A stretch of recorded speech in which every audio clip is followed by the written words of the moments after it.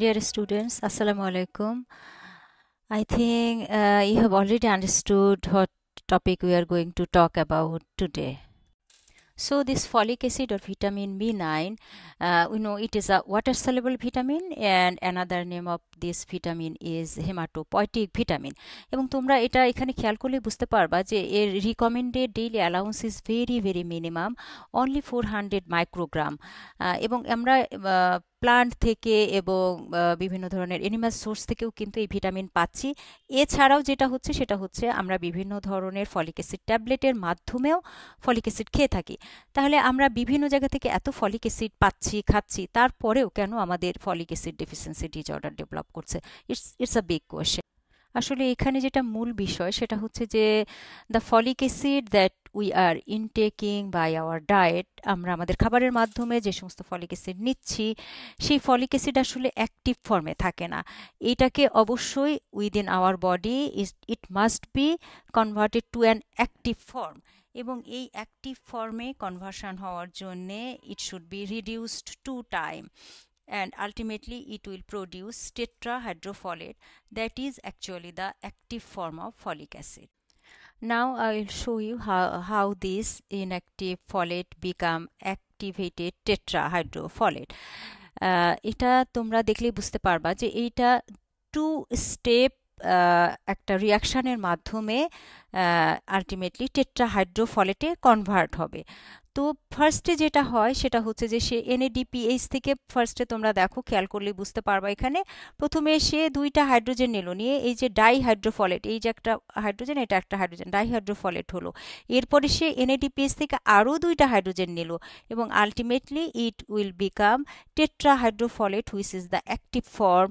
And now you can see here there is a 4 hydrogen, this one, this one, this one, and this one. These are 4 hydrogen. Now it is the active form of folic acid, which is called tetrahydrofolate. Now I will show you the basic mechanism or the biochemical basis of folate trap. কিভাবে এই folate ট্র্যাপটা হয় এটা তোমাদের পরীক্ষাতে রিটেনে আসে, তোমাদের ভাইভাতেও জিজ্ঞাসা করা হয়, যে জন্য এইটার মূল মেকানিজমটা আমি এখানে এক্সপ্লেন করার চেষ্টা করব। তো তোমরা যদি খেয়াল করো ফার্স্টে এখানে দুইটা সাবস্ট্রেট আছে, একটা হচ্ছে N methyl tetrahydrofolate and another one is homocysteine. এখন এই এন মেথাইল টেট্রাহাইড্রোফলেট এটা কিন্তু inactive form of folic acid.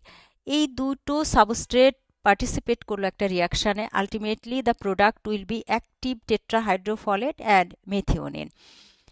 এখন এই রিয়াকশানটা কমপ্লিট করার জন্য আমাদের কি দরকার? এই রিয়াকশানটা কমপ্লিট করার জন্য আমাদের যে এনজাইমটা লাগবে সেটার নাম হচ্ছে methionine synthase, as well as এখানে কোএনজাইম হিসেবে কাজ করবে হচ্ছে ভিটামিন B12। আমরা জানি যে all water soluble basically acts as a coenzyme. So now you can see here that how this vitamin B12 is acting here as a coenzyme. এখন একটা জিনিস তোমরা যদি খেয়াল করো সেটা হচ্ছে যে কোনো কারণে মনে করো এই মেথিওনিন সিনথেজ অথবা যদি ভিটামিন B12 ডেফিসিয়েন্সি থাকে তাহলে হোয়াট উইল হ্যাপেন? তাহলে কি এই কনভার্সনটা সম্ভব? এই ইনঅ্যাক্টিভ টেট্রাহাইড্রোফলেট কি অ্যাক্টিভ টেট্রাহাইড্রোফলেটে কনভার্ট হতে পারবে? পারবে না। এবং হোমোসিস্টিনও কিন্তু মেথিওনিনে কনভার্ট হতে পারবে না। তাহলে আলটিমেটলি কি ঘটনা ঘটবে? আলটিমেটলি দেখো এই ইনঅ্যাক্টিভ ফর্মটা কিন্তু বেড়ে যাবে, ইনঅ্যাক্টিভ ফর্মটা ব্লাডে বেড়ে যাবে, আর যেটা অ্যাক্টিভ ফর্ম এটা কিন্তু কমে যাবে। So this is the basic mechanism of the folate trap. So তোমাদের রিটেনে যদি আসে তোমরা কিন্তু যদি এই ছবিটা একটু আঁকায়ে সামান্য একটু এক্সপ্লেন করে দাও, that's enough. I think from a previous explanation now you can easily understand what actually happened in case of folate trap. তারপরেও আমি তোমাদেরকে একটা ফ্লো চার্টের মাধ্যমে এক্সপ্লেন করছি এগেইন।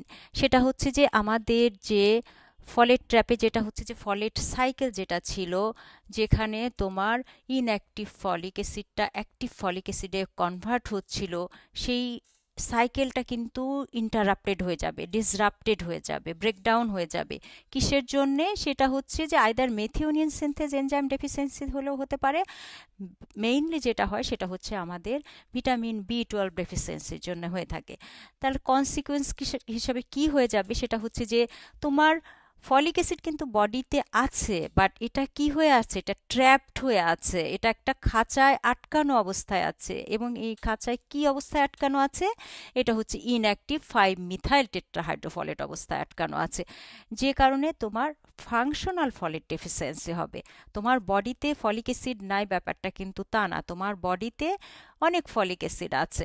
এখন তুমি জাস্ট খেয়াল করে দেখো যে এই পেশেন্টকে যদি তুমি আরও ফলিক অ্যাসিড দিয়েই ট্রিটমেন্ট করতে থাকো, তাহলে কি সেই পেশেন্টের কোনো ইমপ্রুভমেন্ট হবে? না। তাহলে এই ক্ষেত্রে তোমার কি ডিসিশন নিতে হবে? তোমার এই পেশেন্টকে তাহলে তুমি কি দিয়ে ট্রিটমেন্ট করবা, সেই ডিসিশন ডক্টর হিসেবে তোম। So from previous discussion we already know that we need active folic acid, এবং এই অ্যাক্টিভ ফলিক অ্যাসিড যেটা টেট্রাহাইড্রোফলেট হিসেবে আমাদের বডিতে থাকে, এবং এটা দেখো আমাদের এই যে পিউরিন তৈরিতে হেল্প করে। কিভাবে হেল্প করে?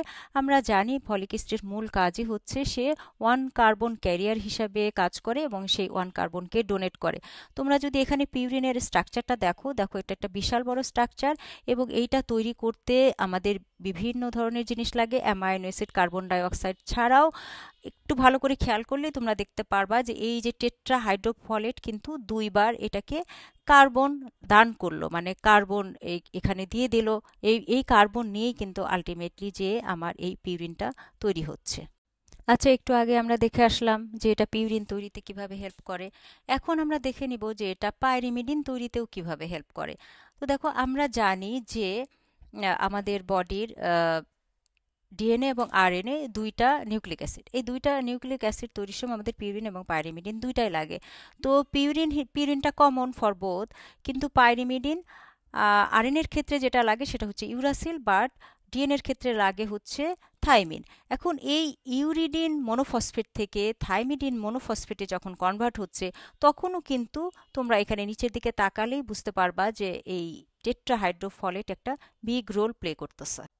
একটু আগেই আমরা যেটা জেনে আসলাম সেটা হচ্ছে যে যদি আমার অ্যাক্টিভ টেট্রাহাইড্রোফলেট না থাকে, তাহলে আমি পিউরিনও তৈরি করতে পারবো না, পাইরিমিডিনও তৈরি করতে পারবো না।